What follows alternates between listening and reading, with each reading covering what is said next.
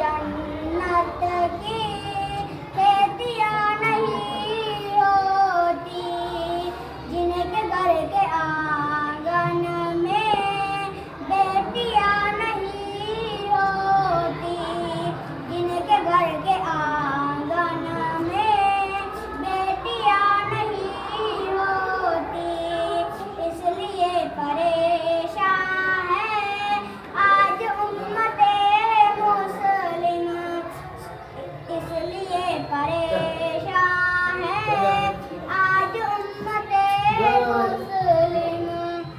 ये सब मत करो, अपने बच्चा की क्यों बनाता है खास करके।